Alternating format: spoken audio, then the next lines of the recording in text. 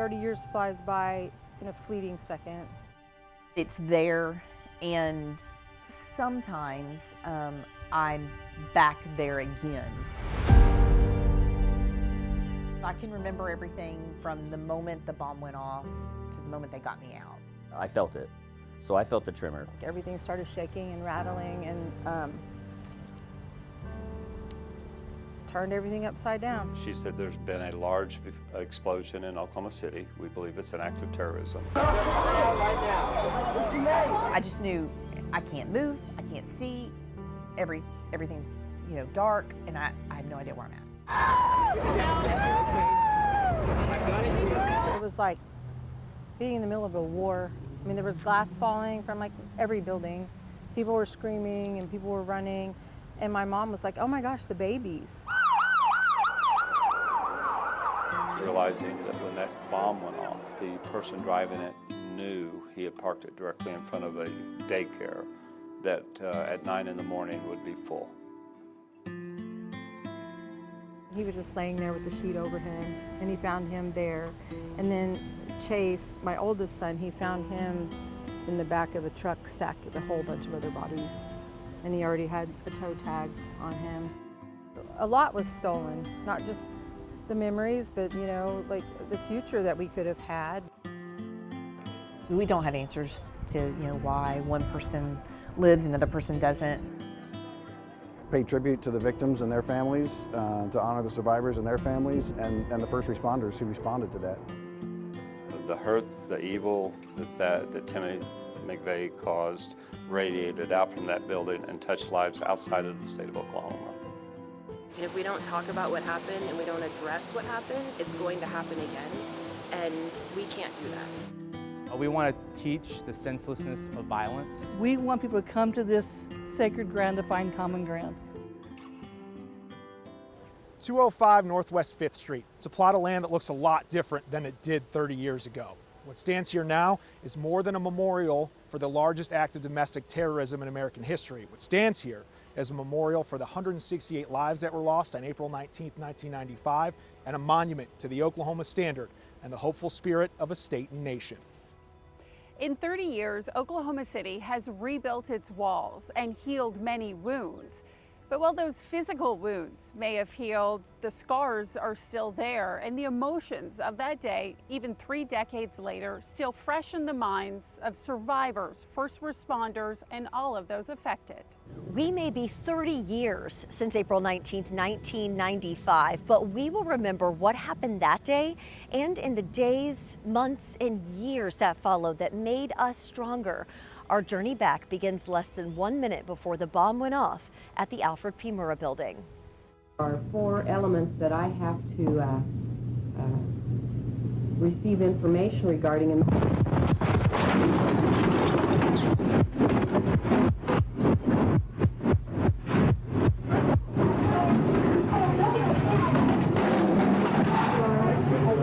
Everybody, let's get out of here. April 19th, 1995.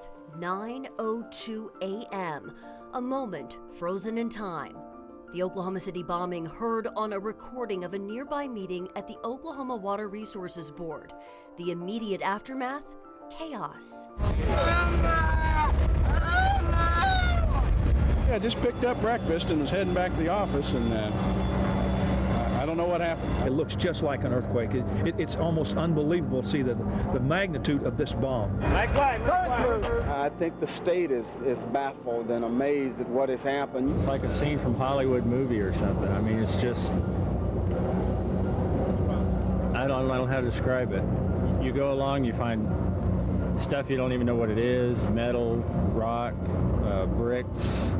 Then you'll find articles of clothing. Within minutes of the bombing, search and rescue operations were underway, but everything was halted just moments later when first responders believed there was another bomb. 2 of them are okay. 2 of them. To the street, away from the building. What happened? They think there's another bomb. Let's go! 3 blocks, let's go! Come on, man, let's go! As nighttime fell and the calendar turned to April 20th, the hopes of finding any survivors dwindled. These are my sons, Elijah Coverdale, who is 2 years old, and Aaron Coverdale, who is 5 years old, and they both have been attending the daycare center in the building for close to 2 years now. So far, they have not been found. I don't think rescue people ever run out of hope. I guess, as the governor said, maybe cautiously optimistic. 77 minutes after the bombing, a man by the name of Timothy McVeigh was arrested 80 miles north of Oklahoma City in Noble County. He was driving a car without a valid tag, and a trooper found he had a concealed weapon on him. It wasn't until the day after the bombing that the FBI was able to pinpoint him as the suspect. Agents had found the rear axle of the Ryder truck he parked in front of the federal building full of explosives. That axle yielded a VIN number, and agents were able to identify Timothy McVeigh as the suspect.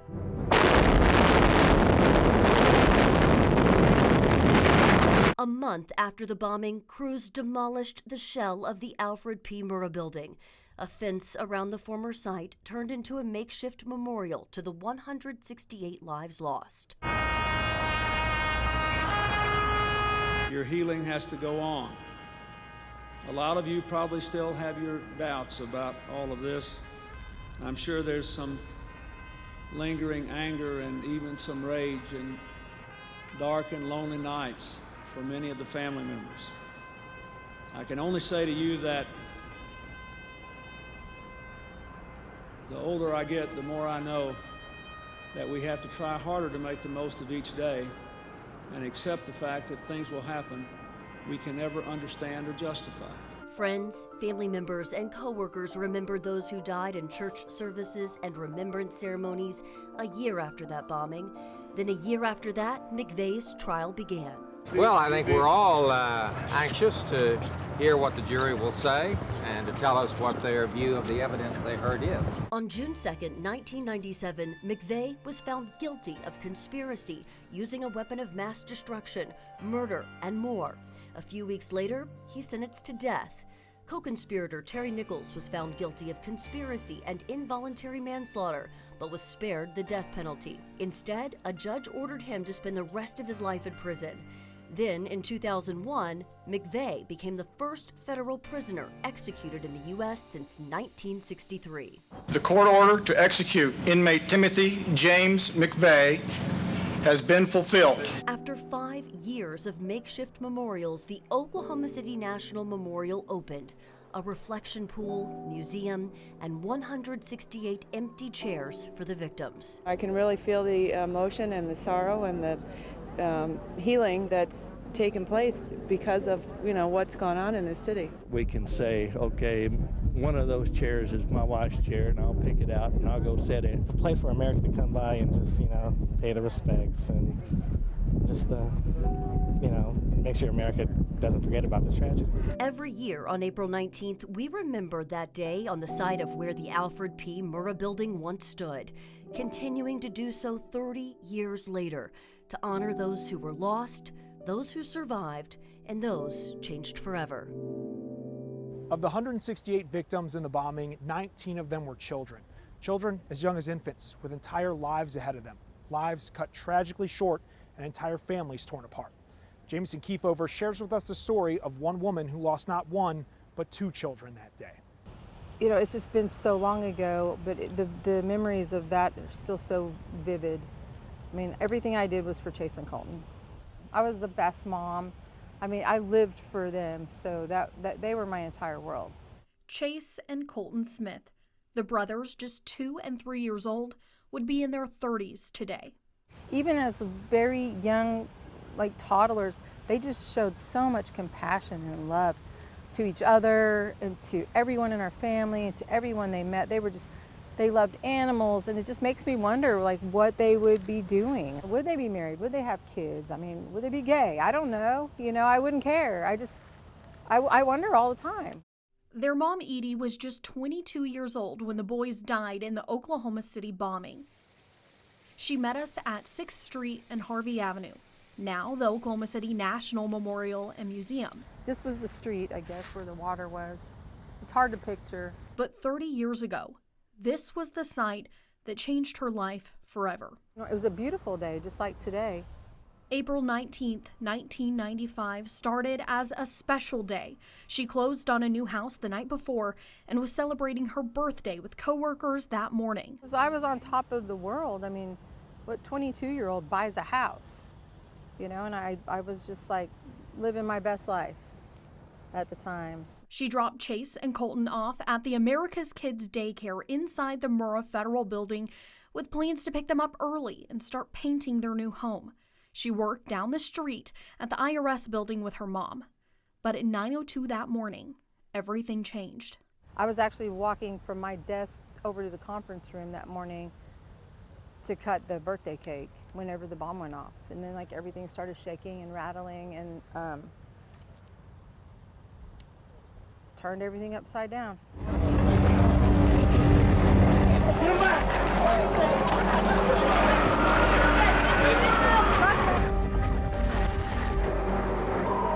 And we could see smoke pluming up from here.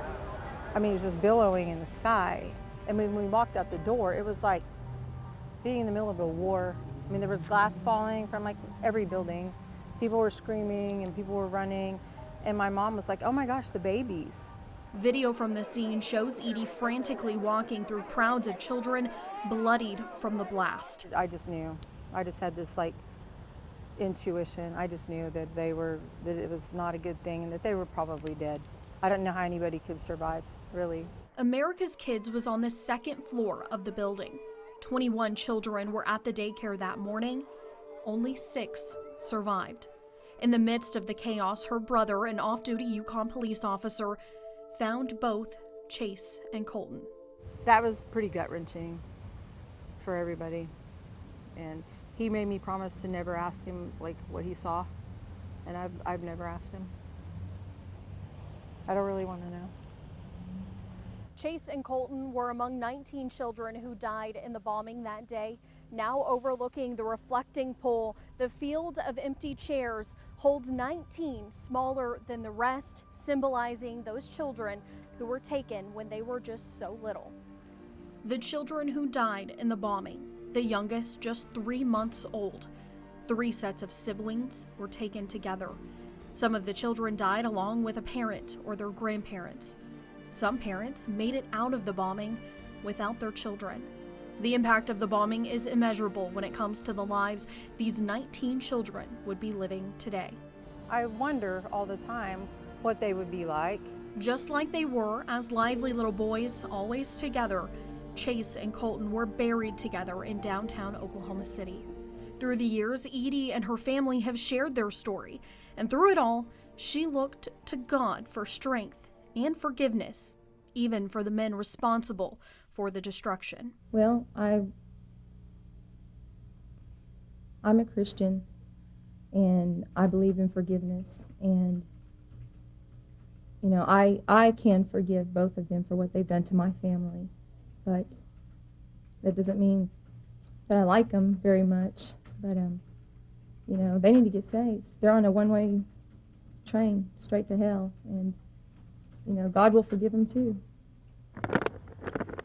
Following the bombing, children from around the world sent artwork to Oklahoma City, praying for Oklahoma and sending a message of hope. Those paintings are now featured in tiles at the entrance of the memorial. And today, children can still leave drawings and messages on chalkboards built into the ground, creating a path toward healing. Edie says for the past 3 decades, she's continued to rely on God. When you have a strong foundation of faith, it really helps a lot. I can't imagine like just believing there's nothing after you die. There's something. You know, I believe Chase and Colton's spirits are with me all the time. She comes here just once a year for the remembrance ceremony with her family, including the son and daughter she had after the bombing. They've grown up with this tragedy, but Edie says they focus on the good. Would you consider yourself healed from this situation today? The healing process, I mean, maybe it takes a lifetime. I'm glad that I had the time I did have with Chase and Colton. They never experienced any pain or heartache. They just got to be happy little boys. In the daycare that day was P.J. Allen. At just 18 months old, he became the youngest survivor of the bombing.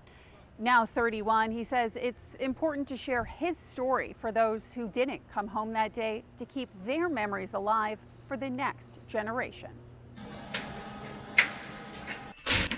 P.J. Allen credits his grandma with helping him to find his passion. My grandma always knew I was fascinated with electronics, just based on how many I took apart and didn't put back correctly in the house when I was growing up.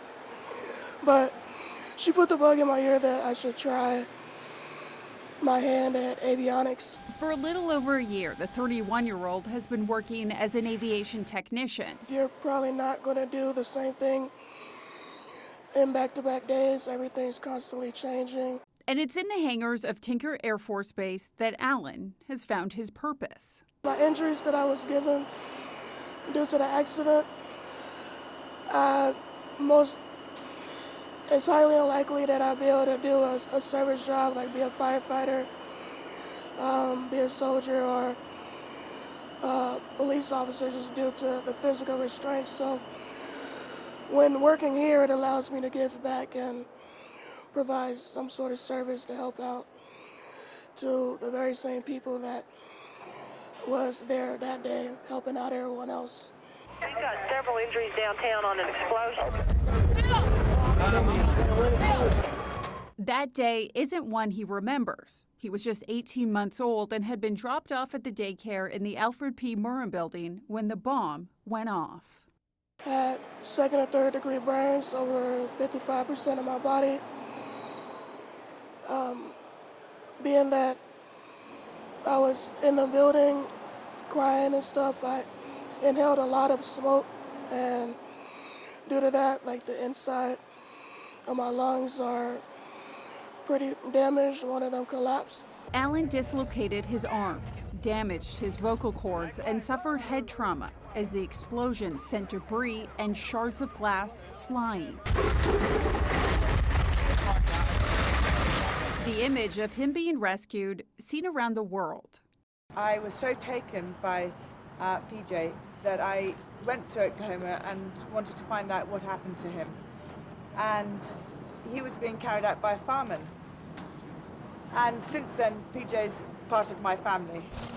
He became the youngest survivor of the worst act of homegrown terrorism in the nation's history and grew up knowing a different definition of normal than other kids his age. First few years after the explosion, I was in and out of hospitals a lot. Couldn't go outside really because of the skin damage. The sun would be too violent on it, so I would just wait till the sun go down and then I'd get to go outside and play. It wasn't until his tracheostomy tube was removed at 11 years old that he was finally able to go to school. First grade till about third grade, I was strictly homeschooled. But perhaps the greatest lesson that he's learned of resilience didn't come from any classroom. I still think about it from when I take a bereavement treatment, so it's not something that I will ever forget. But I know that some people weren't as fortunate enough to have their loved ones come home that day. So around this time of year, I like to try to make sure that I'm still looking for what I need to be doing for the reason I survived. His name is one of the more than 600 inscribed on the survivors' wall at the memorial site. Follow me. It's a place Oklahoma children come every year. If we don't talk about what happened and we don't address what happened, it's going to happen again, and we can't do that. And it starts with our children and exposing them to the memorial and the museum. Jessica Foley's 4th grade class started preparing for this visit well before they arrived. That's what I told them. Anyone that you met that lived here in 1995 can tell you where they were when it happened. That's just part of our history. She was the age her students are and was in class that day in 1995. And I told the kids, like, you hear the beep, beep, beep from the intercom. And they're like, Jessica Son, to the office, please. They pulled us out of school, and at my little sibling's school, they had the news on. We do have some breaking news to report. There has been some type of explosion at the federal court building in Oklahoma City. But we didn't know it was my mom's job or anything like that until later on in the day. I have to count because I don't ever remember. 1, 2, 3, 4, and then closer this way. And there's Vicky, right here. Army recruiter Master Sergeant Victoria Son, one of the 168 people who lost their lives.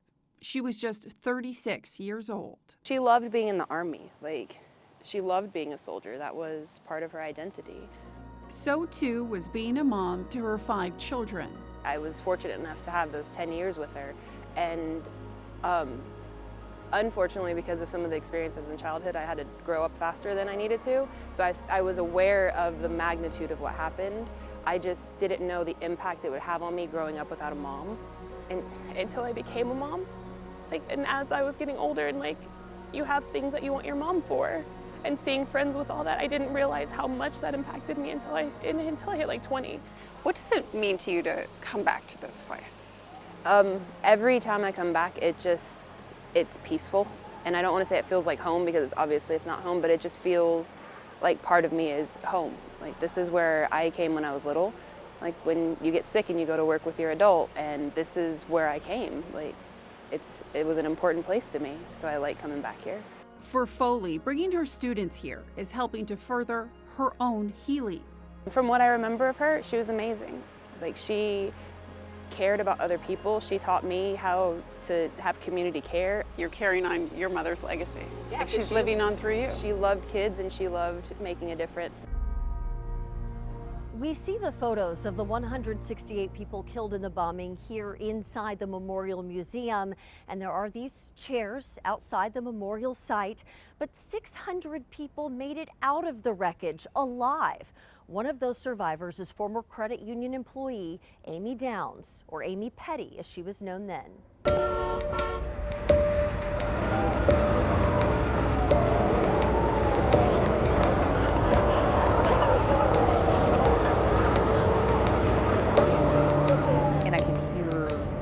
Screaming and feel that powerful, like, roaring and falling, and knowing this is bad. This is, like, I didn't know what it was. Like, I thought maybe I'd been shot in the back of the head or something. I didn't know what. I just knew whatever it was, like, my life's over. I knew it's that level bad.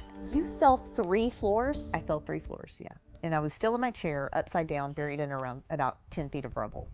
Buried alive for hours under the rubble of the federal building, 28-year-old Amy Downs found herself alone and confused in the darkness. Was it hard to breathe? Very hard to breathe. And when I could get air and I would breathe in, it would just burn all the way down. Hope slipping away as she heard rescuers rush away due to the threat of another bomb. Facing death, Downs began pleading with God for a do-over. She was 335 pounds, had flunked out of college, and was filled with regret. All of a sudden, why was I here? What was my purpose? And life is getting ready to be over, and did I do what I was supposed to do? 6.5 hours later, Downs was being loaded onto a gurney. Her body was pierced with glass and her leg nearly torn off, the scar a permanent reminder. Physical injury or the mental load, which was worse? Mental by far. As Downs recovered, she learned 18 of her coworkers lost their lives in the bombing. Mourning her friends, she tells me decades later she still struggles with survivor's guilt. I could just start to cry right now like it was yesterday. 85 miles away and 30 years since that fateful day, I've got my first vegetable garden over here. I'm so excited. her journey of survival continues to unfold. Downs recently retired early from the credit union and built a home near the mountains in Medicine Park, planting 700 daffodils in the garden. In her new front yard, her very own sapling from the American elm at the bombing site that was left in shreds but somehow survived the blast. This is a survivor tree. And I was like so happy. I'm like, It's going to make it. At a crossroads in her own life, Downs took her own advice that she has given to tens of thousands over the years as a speaker and author. Because I always tell people, if you had a magic wand, what would you do? Imagine that, and why? And then, given your current situation and your current limitations, what are the very smallest steps that you can take to make that happen? You actually play a role in making that happen. The kind of promises you made to yourself in those moments, do you feel like you have lived up to them? Yes. You kept your promises? I do. Her proudest accomplishment? Completing a grueling Ironman competition at age 50. She continues finding purpose in sharing her message of hope in order to help others. I feel like we all end up being buried in the rubble of life. Like, all of us at some point face something devastating, something we didn't plan for. So we all face that. Now 58, you might find Downs on the side of the road with her husband picking up litter, that sense of purpose coming from even the smallest acts. On this anniversary of the day that changed her life 30 years ago, Downs hopes we all refocus attention to the meaning of the Oklahoma Standard at a time of deep political division. We can be different. We can have different opinions. We can vote for different people. That's okay. But let's remember we're humans. And you and I are actually more alike than we are different. It's a moment 8 days after the bombing that still stays with Downs. She just learned her best friend's body had been recovered from the wreckage. Oklahomans were driving around with their headlights on for days, and she caught a glimpse from her hospital room. That was such a powerful symbol of love and hope in the Oklahoma Standard. I felt it in my soul. And that has carried me so many times. A message we'll never forget that has never wavered. Of the first responders who rushed to the scene that day, some helped triage patients, others searched for survivors, or had the difficult task of recovering the remains of those who did not survive. There was also a group who went to work on the investigation, gathering evidence to determine what exactly happened. Tulsa Police Chief Dennis Larson was among them. Don't move, we'll probably be all right.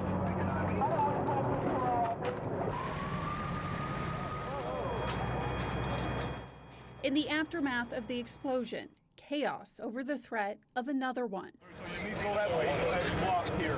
Police are asking everybody to get out of the buildings and back up to the stoplight corner.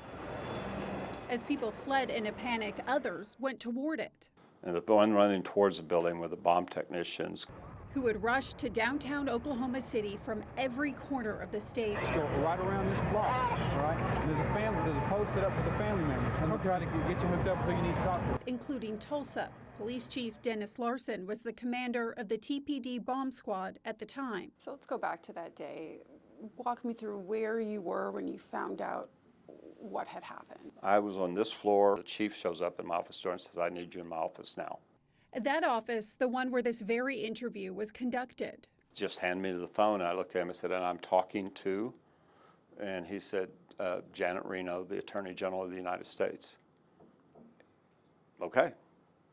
And she said, "There's been a large explosion in Oklahoma City. We believe it's an act of terrorism. I need to know what assets the Tulsa Police Bomb Squad can send to Oklahoma City." And I told her all the things our squad possessed: robotics, X-ray capability, bomb suits. And I said, "They're all at your disposal. When do you want them there?" She goes, "I'm sending a Black Hawk helicopter for the heavy equipment, and it'll be there in 25 to 30 minutes. Everybody knew, I think, within a minute of arriving exactly what we were dealing with, because we were all trained at the same school, and ammonium nitrate and fuel oil has a very distinct odor. They went to work combing through the wreckage for clues. The bomb technicians were there to determine what happened as far as the size of the device, how it was constructed, how it was placed, and when it detonated, the destruction it caused, and why. And that was our mission. We were the evidence gatherers. Those gathering evidence would play a crucial role in the court cases of those found responsible. We had to rebuild the bomb for the federal prosecutor so he could prosecute the case to say, this is how this suspect what he constructed and what he detonated that killed those people. Larson spent the next 101 days working around the clock. As you can imagine, every Ryder truck in the state of Oklahoma became the next bomb. And so we ran our poor canine pretty much 24/7. It was just one of those things for 101 days. Nobody on the team slept very much. If you got 2 to 3 or 4 hours sleep, you got a lot of sleep. At the actual site when we were there, they were running 16 on and 8 off. Do you go back to that time at this time of year? Does the anniversary trigger something in you at all?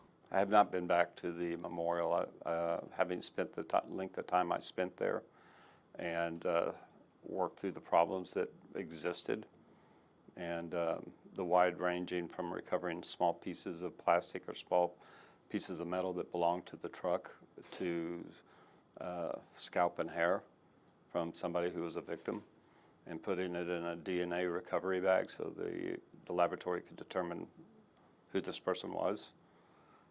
I don't know that there's anything there that I need to see. Until now, he's never done interviews about what he saw, and he says he won't be doing them again. How did responding to the call and then spending the next 100 days there, how did that impact you as a person?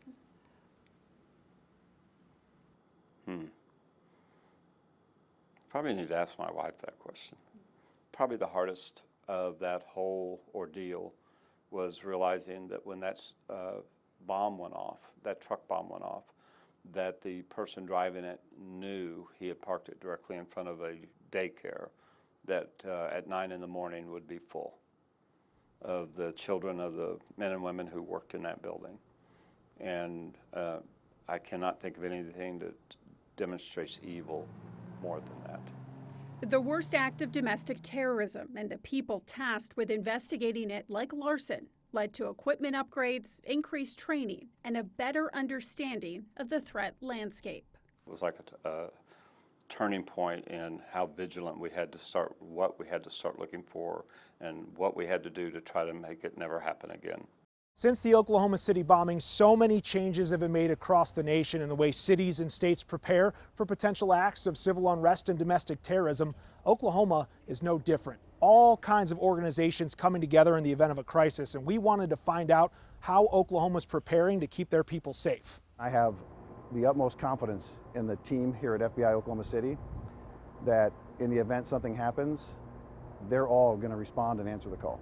Doug Goodwater, special agent in charge of the FBI Oklahoma City field office, says responding to large-scale events in the state now take a hand-in-hand approach. It is a whole team approach, and when I say whole team, I mean the whole FBI office here in Oklahoma, all of law enforcement in Oklahoma, our state, local, and federal partners. The FBI, Sheriff's Office, Department of Emergency Management, and National Guard, among others, are all prepared in the case that violence strikes the state again. We would bring every resource we have to bear to either assist our partners or to lead the investigation. And in these types of situations, the first step is to establish communications and command of the scene. Primary responsibilities would be securing the scene and then taking care of medical needs. But while that's going on, we would be sending people forward to be able to coordinate in person and evaluate the scene to see what resources might be needed.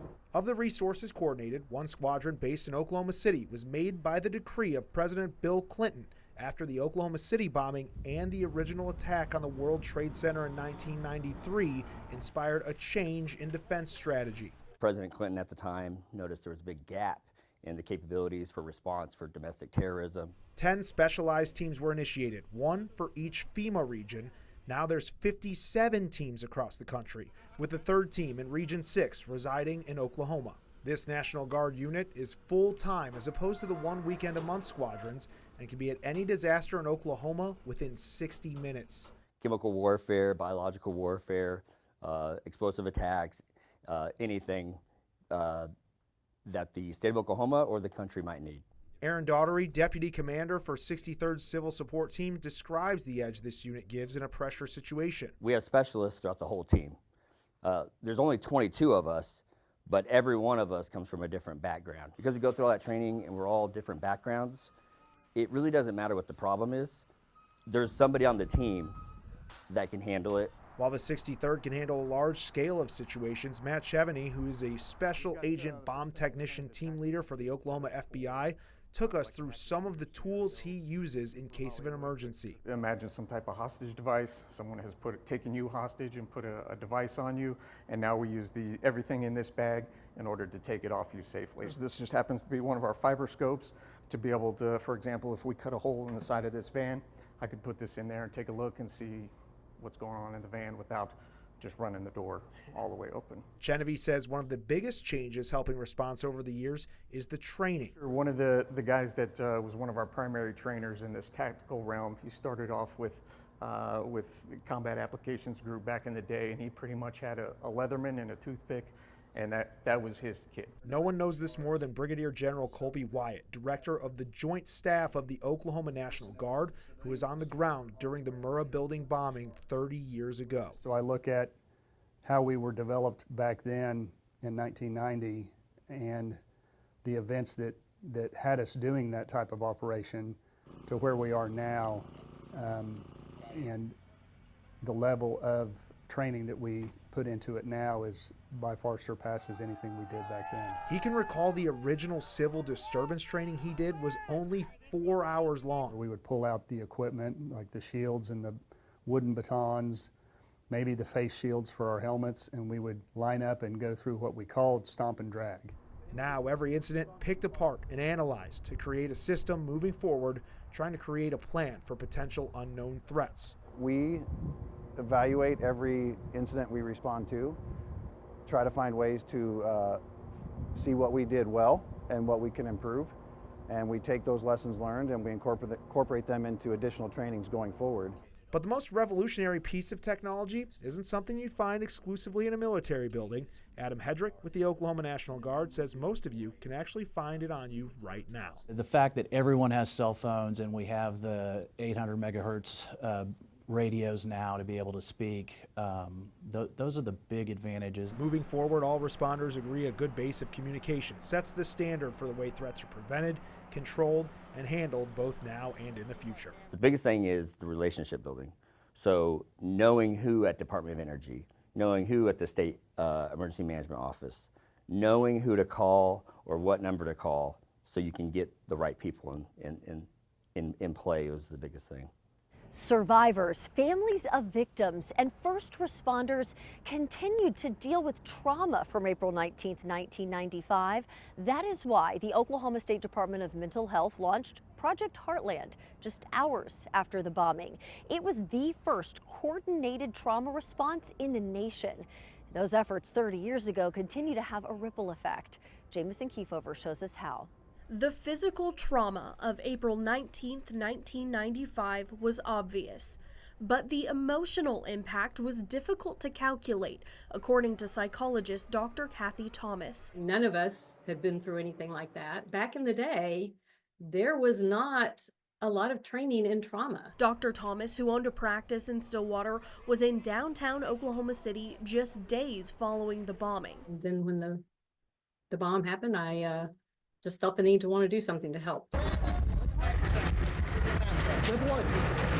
Going down there and realizing, kind of how crazy that was to think about these are human beings that are being exposed to this on a regular basis, but especially in a big event like that. And it's kind of crazy to think they wouldn't be impacted by that. Following the bombing, Project Heartland, the first large-scale trauma recovery program, was launched by the Oklahoma State Department of Mental Health with help from the federal government.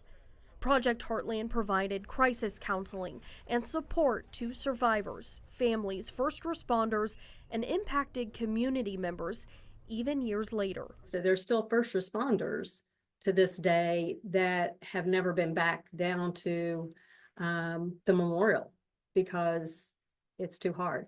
Project Heartland sparked the conversation about mental health needs of those on the front lines of tragedy and laid the foundation for how America responds to trauma and provides care after major tragedies like 9/11. So I introduced myself to a firefighter and said, hey, I'm from Oklahoma. And immediately it was like, oh, you know. Those efforts led to PTSD research and support that's still offered today by the Oklahoma Department of Mental Health and Substance Abuse Services. In the field of trauma, it really not only put us on the map as a department, but also the trauma-informed practices on the map. So it really brought to attention not only the need for trauma-informed care for those that have been directly impacted or victims of trauma, but also kind of a secondary trauma that our first responders and law enforcement experience in responding to those kinds of disasters and events. And those kinds of services are still continuing throughout our department and throughout the country. For anyone needing mental health support, 988 is a free crisis call or text line open 24/7. Grief and trauma therapy or counseling is available locally. Self-care through meditation or praying can also be helpful, and community support can offer a safe space. In the days after the attack, Enid lawyer Stephen Jones received a phone call from a U.S. district judge, a call that would change the course of his career. The decision to represent a mass murderer, he tells me, rooted in upholding the principles of the American legal system. Stephen Jones had been a part of controversial cases, but as lead defense counsel for the Alfred P. Murrah building bomber, the attorney living in small-town Oklahoma was thrust into the international spotlight. I don't think I've been involved in one in which I thought my family or my home or my business associates or even the building in which I practice law could be at risk. Was that a difficult decision for you to make? I believe strongly in the right of people charged with crimes, no matter how serious the crime is or how terrible or their character. Everyone is entitled to a vigorous defense. The next 2.5 years of his life were devoted to defending the most hated man in America. 17,000 statements, 100 volumes of photographs, 359 hours of videotape, 149 hours of audio tape. But the number that stood out above all, 168. I sat in my hotel room or an apartment and marked off the 168. It killed grandmothers and grandfathers and grandchildren and aunts and uncles and nieces and nephews and brothers and sisters and husbands and wives. Jones is now in his 80s and is still practicing law in Enid, Oklahoma. 30 years later, he remembers, as if no time has passed, that first encounter with Timothy McVeigh in El Reno. And a young man in khaki uniform. Crew cut, completely different than the walkout at Perry. The 1,000-yard stare was not there. He stood, I walked over to him, extended my hand, and I said, Mr. McVeigh, my name is Stephen Jones. I'm an attorney in Enid, Oklahoma, and I have been appointed to represent you. And he said, I heard you were coming. I just let him talk, and I told him, you may begin where you want to begin. He can speak candidly about the case now because it was ruled Timothy McVeigh waived his attorney-client privilege. Whatever we started with, it changed very quickly to his views of the present government and what had happened at Ruby Ridge with the shooting there and what happened at Mount Carmel with the Branch Davidians. And, I would question him. I said, well, why was it necessary? And I named two of the children that died in Oklahoma City. What was their contribution to your, why did they have to die? He said children died at Waco. I intend to recommend to the Department of Justice and the Attorney General of the United States that the death penalty be sought.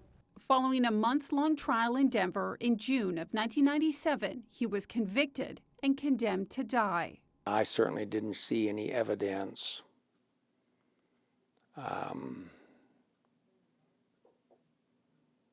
that he was afraid of death or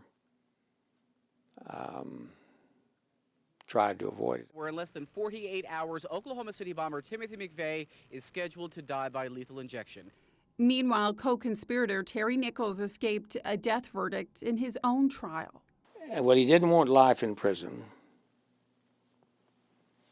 I sometimes think that true justice would have been the execution of Terry Nichols and life imprisonment for Mr. McVeigh.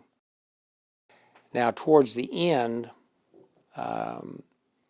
before the trial and after the trial, I told him, I said, Tim, I will not represent you on appeal. The emotional case taking a toll on him and the community. For lack of a better term, I will say the elites supported me, but the average Joe Sixpack was probably critical. The exact opposite was true. My trouble in representing Mr. McVeigh came from the elites, the people that influence public opinion in Oklahoma, the political leadership of the state, the Bar Association, some judges. But the average person understood it. While this year marks the 30th anniversary of the bombing, it also marks the 25th anniversary of the Oklahoma City Memorial Marathon. Launched the same year the memorial was dedicated, the race provides an opportunity to celebrate the lives lost while also putting on full display the determination and perseverance any marathon requires. Bert Mumolo shows us more. It's a given that marathons are physically and mentally challenging. But the OKC Memorial Marathon also comes with an emotional challenge. This race has a purpose, has a mission. A mission to remember. The starting line is located on the street right next to the memorial. When you see those empty chairs, you know those people are gone. And before all the hoopla and adrenaline, there's a moment of silence. Let us pause to remember the lives lost on April 19th, 1995, with 168 seconds of silence. The first year of the marathon, they had about 3,000 runners. This year, they're expecting upwards of 26,000. And of those runners, a very special few have done all of them. So this year will be the 25th. Catherine White is a member of the Ran Them All Club, with a membership of around 30 people. We've kind of become a close-knit group. We meet each other the night before the race, if not, run the 5K the day before. For the past 24 years, Catherine has had a running partner throughout the race, every race, someone who has provided motivation, inspiration, and determination. She happens to share the same name as Catherine, Catherine Elizabeth Ridley, and this is her chair. It took several years before it dawned on me that I should go find her chair. Catherine chose Catherine simply because they spelled their names the same.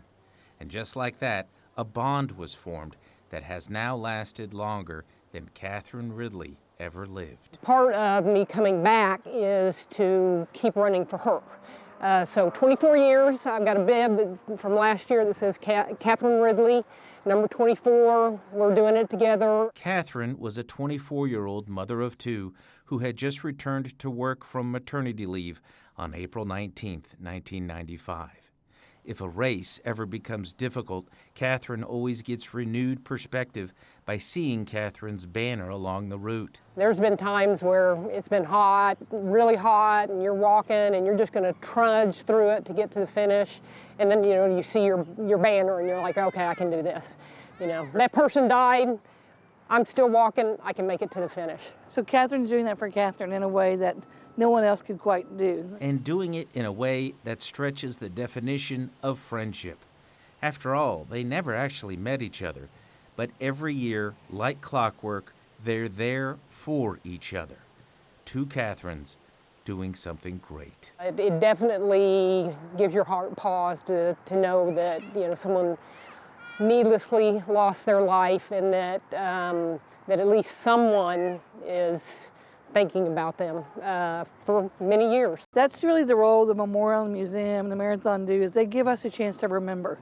And without doing that, it would be much easier for people to forget and move on to the next crisis of the day. When the memorial and museum opened, education programs for children were a top priority, as well as remembering what happened here. One school in the metro had more families impacted than any other. and its principal helped turn tragedy into a lifetime of lessons. Is it hard reflecting back 30 years ago? Very difficult.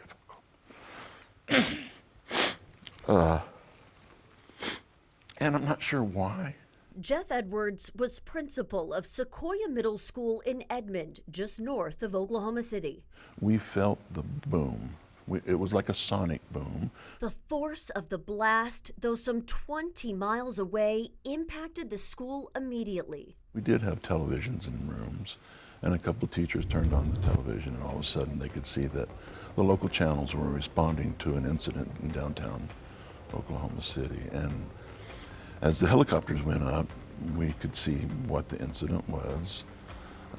And so one of the first things I did with the assistant principals would go around and get all the TVs turned off. Right away, Edwards knew a 7th grade math teacher at his school had a brother who worked in the federal building, federal agent Don Leonard. We were guessing we had kids that had a parent in there.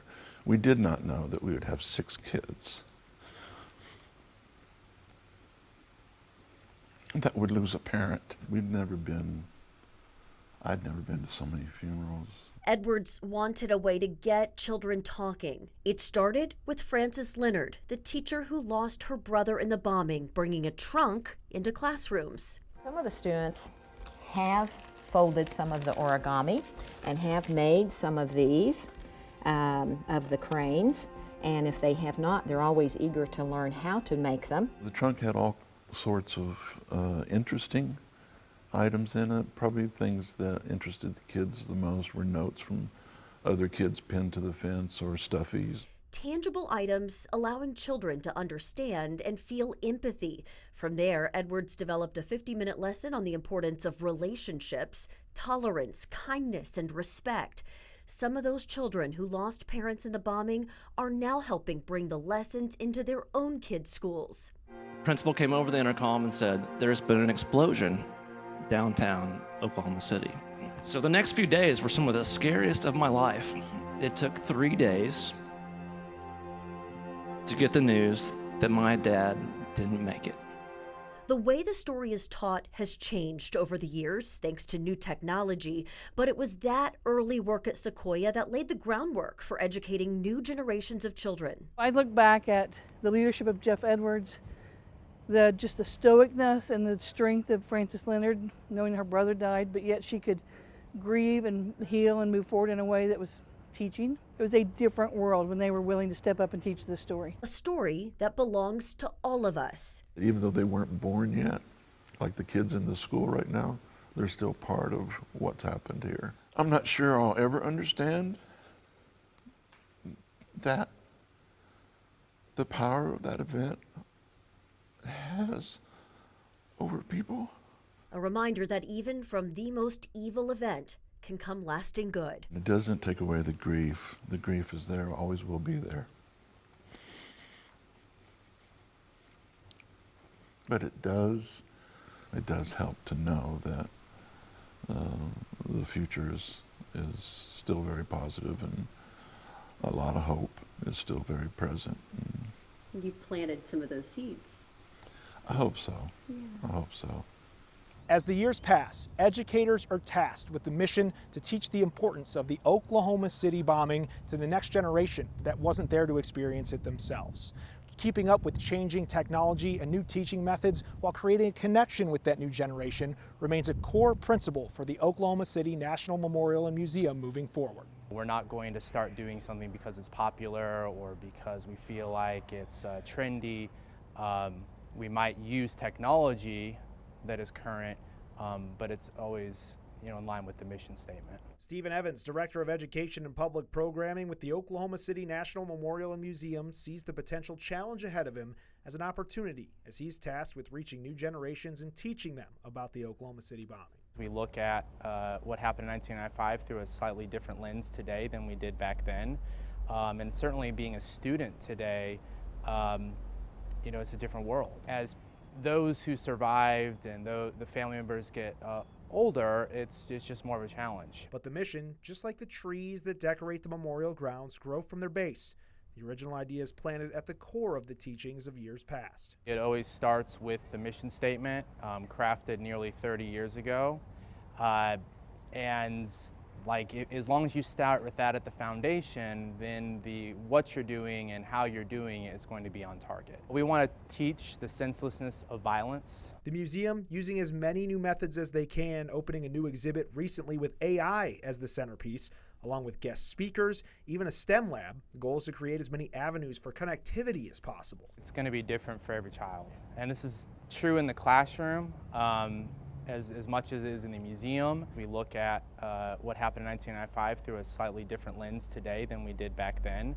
And certainly being a student today, it's a different world. What the senselessness of violence means to a student today might mean something different. That doesn't mean that the lessons here are any less relevant. For generations, that mentioned the Oklahoma City bombing in the same categories as Columbine, even the September 11th attacks. Kerry Watkins, president and CEO of the National Memorial Museum, knows it's important to get students and adults alike in the door, and hopefully those dots may even start to connect themselves. It really is up to us to understand why this story is so important that we keep telling it. We want people to come to this sacred ground to find common ground. And so we hope by coming here and visiting this space that you'll begin to understand the passion we have for understanding this story and understanding the senselessness of violence. The focus now on the feeling, whether it's the time where something clicks, the aha moments that you can see in a person's eye, anyone in education knows that's what you're after. Or the times when the impact and scale of the events finally hit home.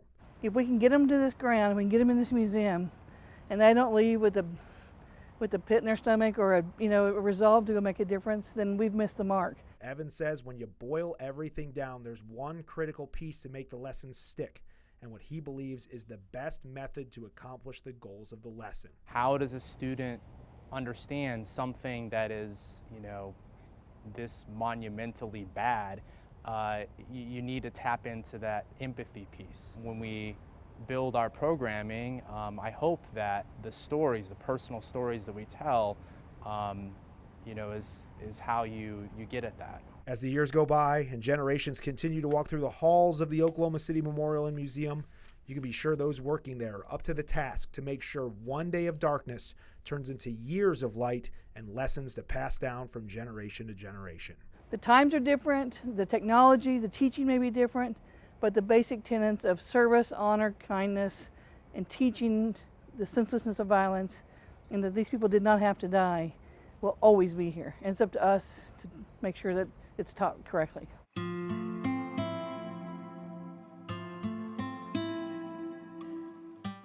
While Oklahoma City is clearly much different now than it was 30 years ago, when we look back at the events of April 19, 1995 and the years that followed, we help ourselves move forward. A whole new generation has been born in and moved to Oklahoma City since the bombing, and it's up to us to teach them about what happened, how we as a city and a state responded, and how the Oklahoma Standard was born. And the Oklahoma Standard is as strong now as it was 30 years ago. I think the ultimate thing to take away from the bombing is that Oklahomans may be shaken, but they will never be broken.